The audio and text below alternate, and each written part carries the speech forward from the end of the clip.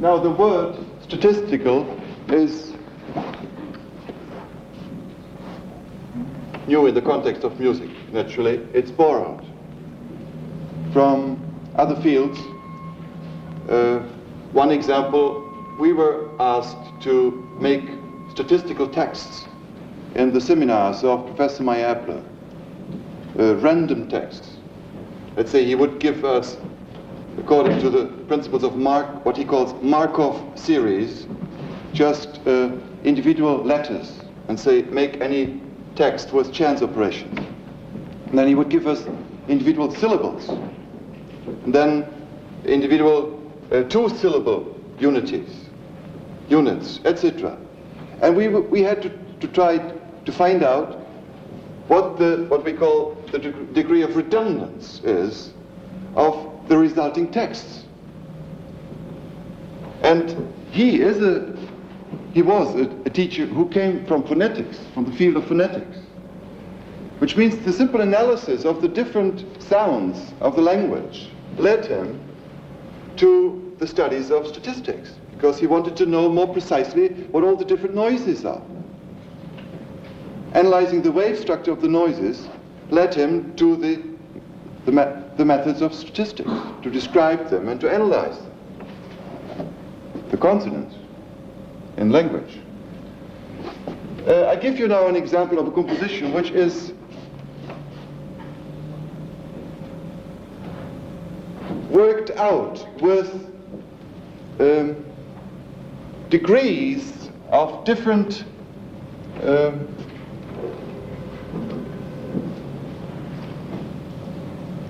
indeterminacy, with degrees of statistical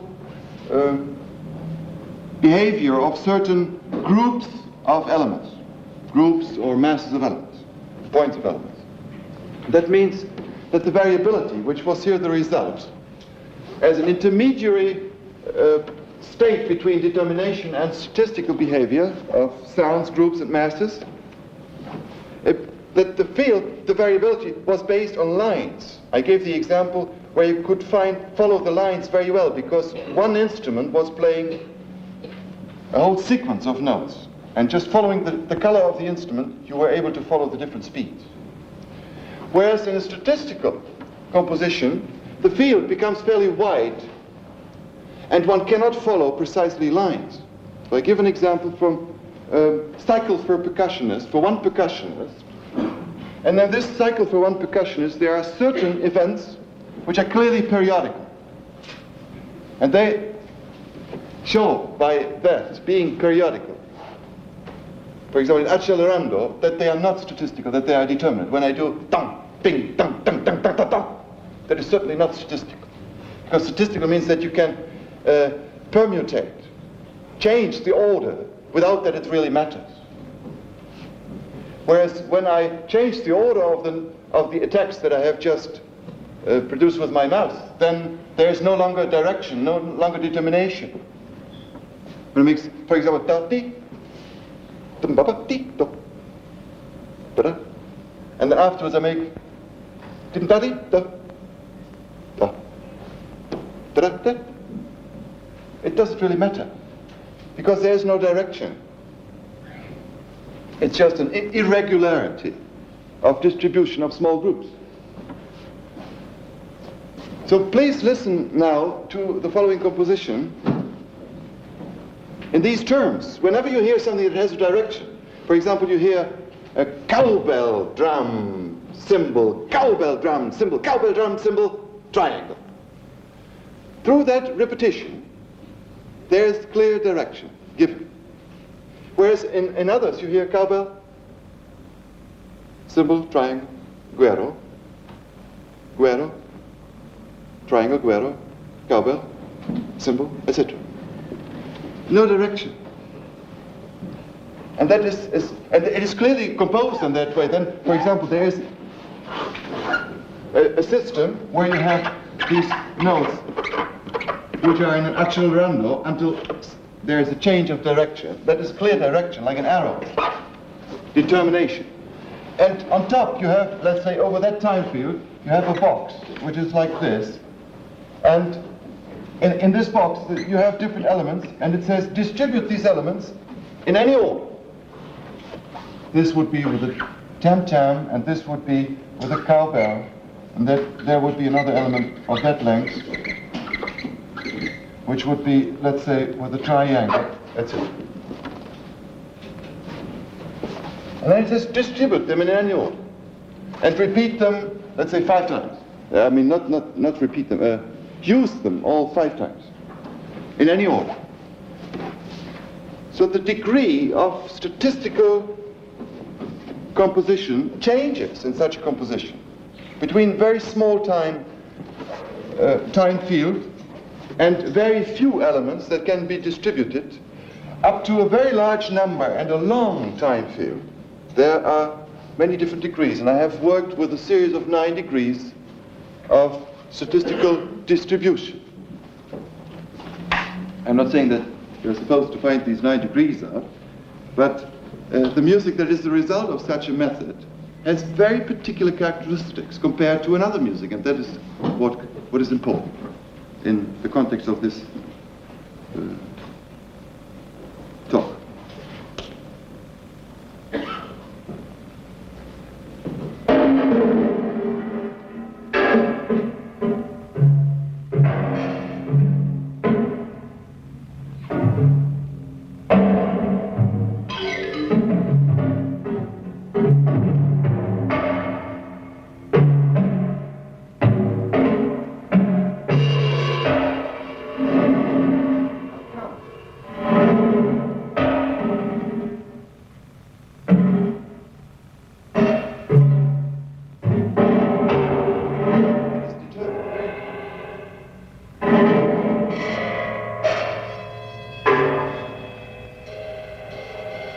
That's very determined.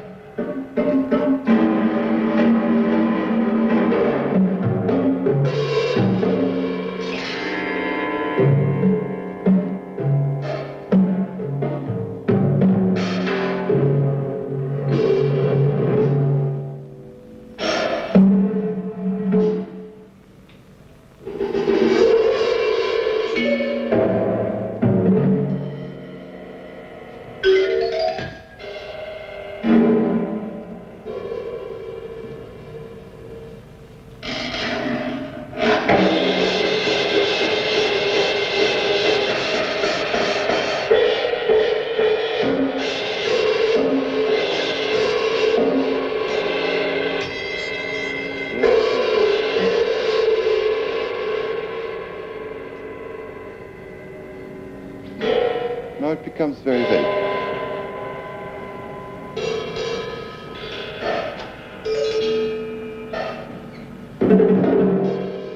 The groups, but statistics.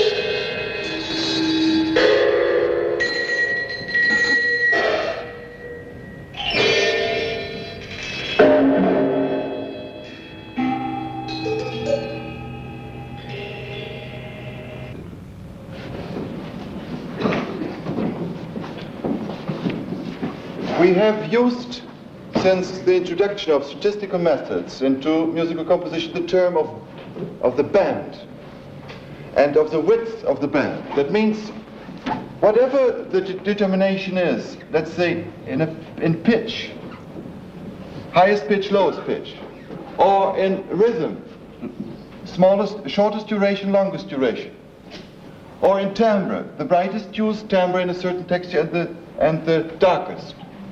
What is in between such limits is called a band. And the band has a certain width.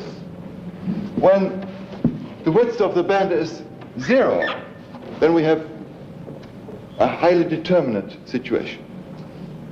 Then there is no choice.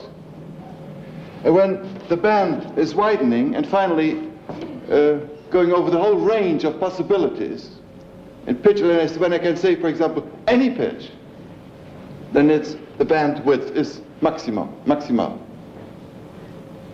So between extreme determinism and the extreme relative indeterminism in a given composition, there are all the degrees composed in terms of the different width of bands. And some composers have, since the statistical methods were introduced, completely specialized in statistical composition. For example, a man like Xenakis, or to a great extent, a composer like Ligeti, or also a composer like Penderecki. They became famous because they just specialized on one aspect.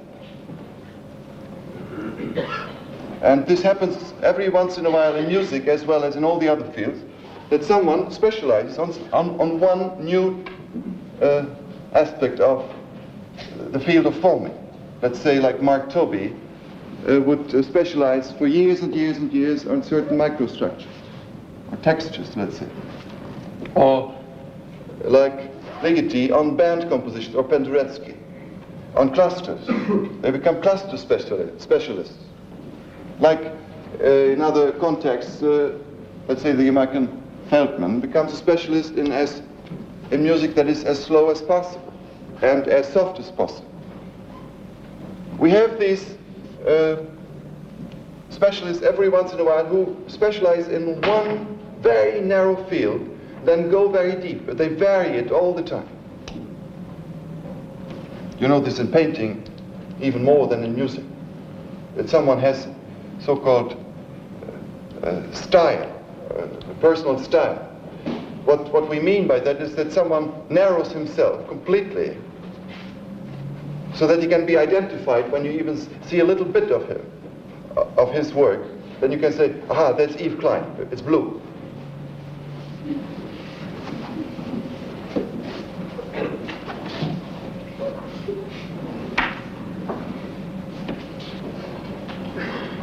And we can really say that universalists are becoming very rare in all fields. Very, very rare. We have mainly, like in all the fields of sciences, or like, let's say, in medicine or so, we have people who specialize on part of a limb and then do nothing but that. I always say to students who are studying with me, if you want to become famous, then just take a lens, an optical lens, and put it on one of my scores. And what you see through it, you just multiply it for 5 years. For example, if you see snare drum, then you start composing about 20 pieces only with snare drums of all different sizes, for 50 snare drums, for 20 snare drums, for 30 snare drums on a roof, snare drum in the basement. Yeah, I mean snare drums, really, and very tiny snare drums. And then snare drums amplified, ring modulated, snare drums. Then he will be the snare drum composer. And he will be known in Japan, he will be known everywhere. You can specialize on anything, or let's say trill. Just become a trill composer. It's very easy.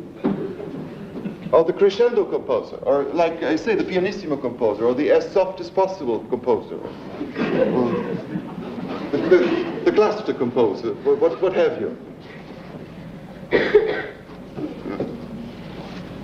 So I come to the last set of terms. We have traditional terms like development, of sequence and moment.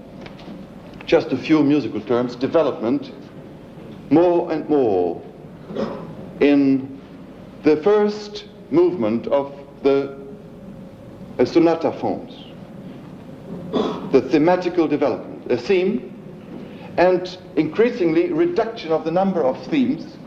There were compositions with 3 themes, 2 themes, finally even sometimes one single theme. Leading to the extreme historically that Schoenberg said as the ultimate statement of what he wanted to do, is he said everything is development. And he had that idea, as well as Matthias Hauer, another obsessed Austrian, saying that he just wanted to work a whole universe just with one formula. And then it was not in vain, all very close together historically, when scientists announced the Einheitsformel, the formula that would be at the basis of the whole universe. You know that this word has been in the air. Heisenberg has been related several times to the Einheitsformel, to the unifying formula, etc. It's in the air. Everything is development of one thing. That's what Schoenberg said in one composition. The series, for example. Or a series of proportions. I said during the first works that I composed, I have written the word dramatic underneath. And when we hear the word dramatic, we always think something emotionally loaded. That's not necessarily true at all. Dramatic means you present figures, people, like the Greek drama, develop, and then develop it. Lead these figures through through different kinds of experiences. One gets killed, another one gets married, and the third one gets sick, another one goes to America, etc. Not in a Greek drama. It's a little early. But yeah, I mean, things happen that way. So and then he reoccurs, he comes home, a lot of things happen during the course of the journey, etc. Dramatic means that you can always follow the red thread. Even if you lose it sometimes, that even increases the dramatic force, the tension. But then, in music in particular, in Europe, in the classical time, the music had to represent the general interpretation of the universe. If the end is good, everything is good. So there had to be the recapitulation at the end. And then, everybody was pleased, no matter what had happened in the meantime. There had to be an optimistic end. That was in music the case, not so much in the drama. Whereas it has something to do with the classical time, naturally. In Goethe dramas, we find that too. That ultimately the good force, etc., was coming through. But there are a lot, and in particular in England, you know that, Shakespeare, ends where the dramatic composition was made in a way that the figures, the drama was naturally finished when everybody was killed. And then there was a natural end. Conclusion was determined by the fact that they could not get out of the tomb and start all over again. At that time. So we have quite a lot of musical compositions which reflect this concept of how to interpret the evolution of the universe, and this comes certainly from the Jewish Christian tradition in our work, because there's that beginning and that end. It has very much to do with the interpretation of the arc of development. A very particular initial moment and a very particular final moment. And then the drama, so to speak, is in between these points. In a completely different way, I could play you a dramatic forming, as a development, but without that traditional load of emotional expressions. And I play you the first, I may even play two movements, of a composition which is called KREUZSPIEL, my very first work. There were still these ideas inside, and they are recurring nowadays in my work again. Because I think never anything is lost, it's just transformed and expanded, enlarged. So the development as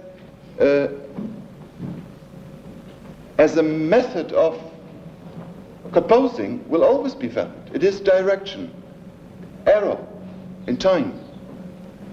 And you hear now the first movement of KREUZSPIEL, crossing game, and what actually happens, if you hear a bit more carefully, rather than listening to it as being a decorative piece, you will hear in the field of the pitches in the beginning 6 notes in the highest octave and 6 notes in the lowest octave.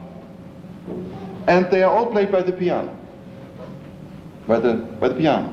And then one by one, each note crosses through the octaves.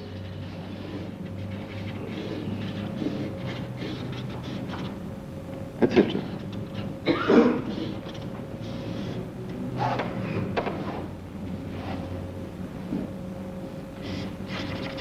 Finish. At the end of the first movement, the 6 notes which were in the highest octave are in the lowest, and vice versa. And the process, the development, can be clearly perceived, because when they reach now into the 2 middle octaves, the 3 middle octaves, then these notes are played by 2 other instruments, by bass clarinet and oboe.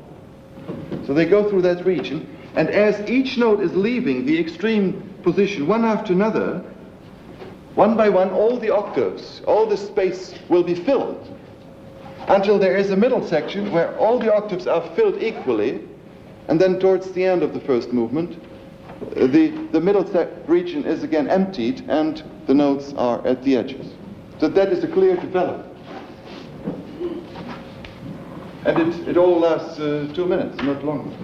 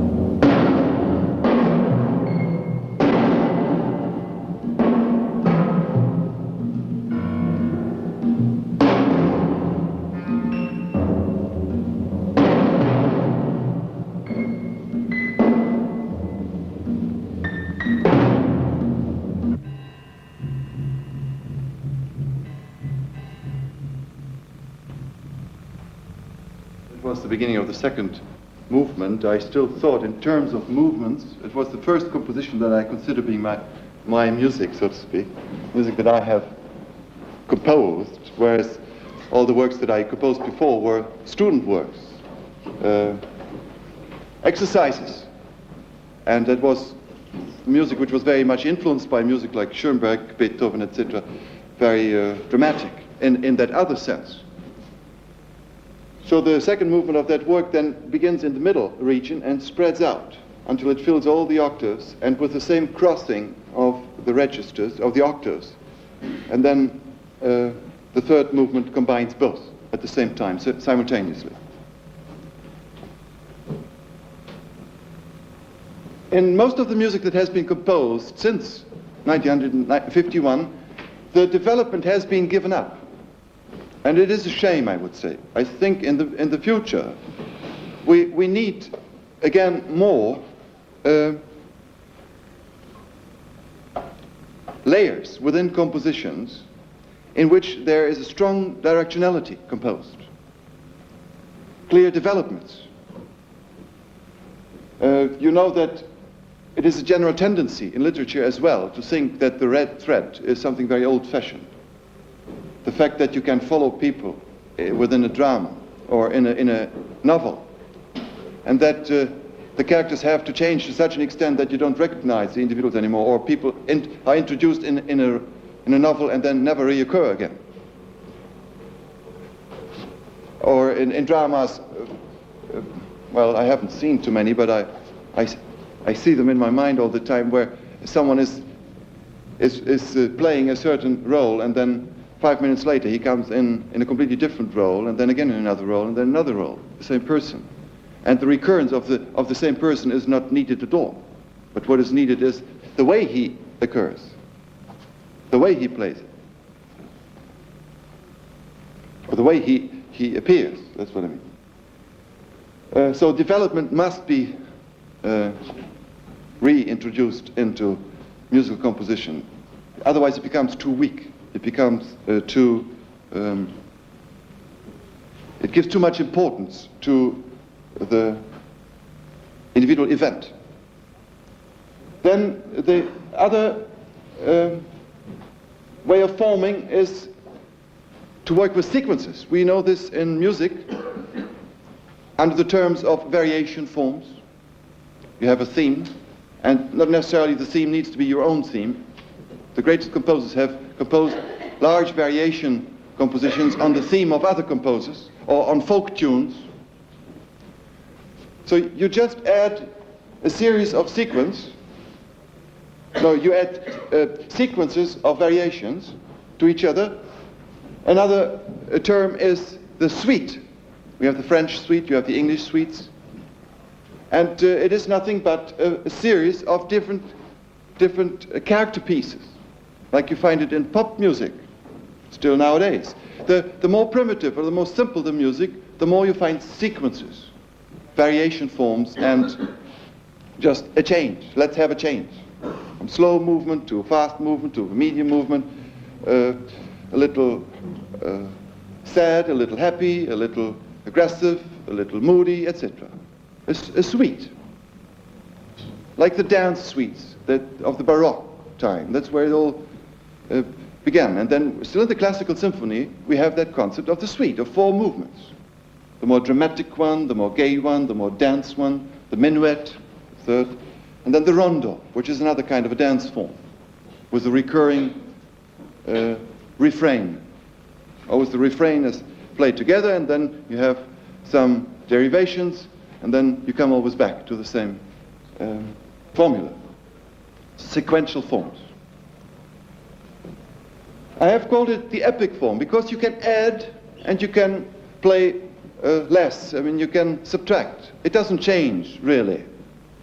An epic forming.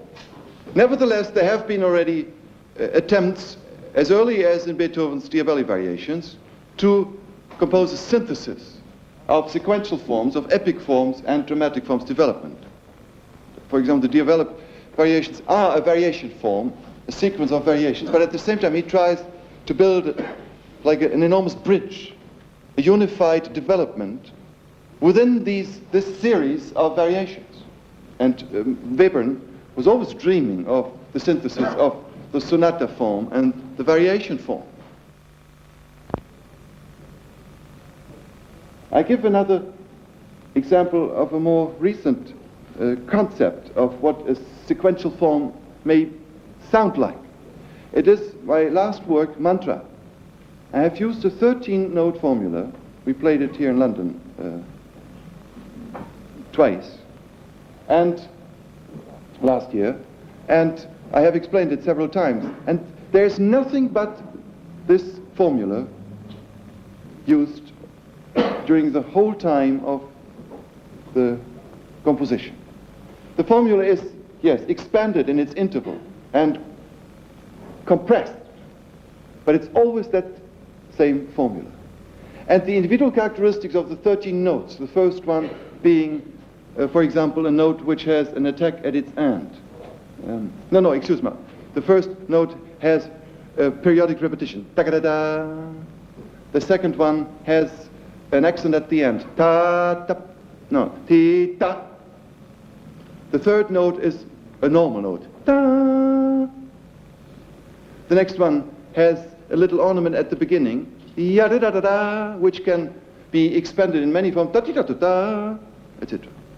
And then the next two notes have the following periodicity. Ya-da-di-da-di-ba, which means it is the seed or the cell of tremoli.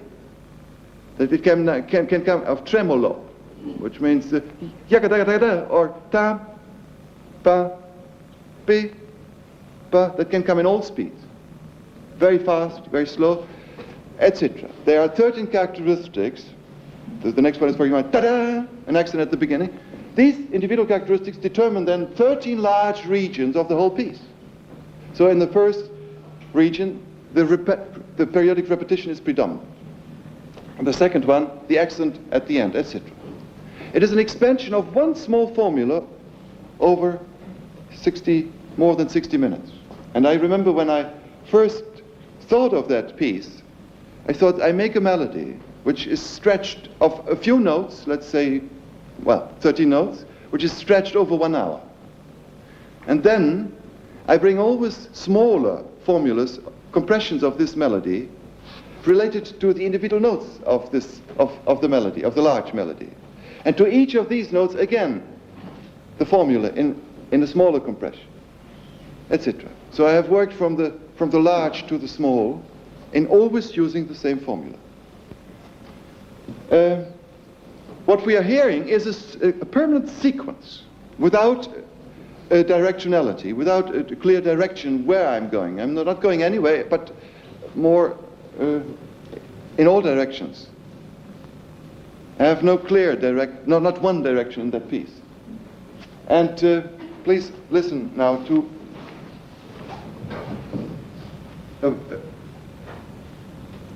the result of a musical forming which is absolutely, and I mean that, absolutely sequential.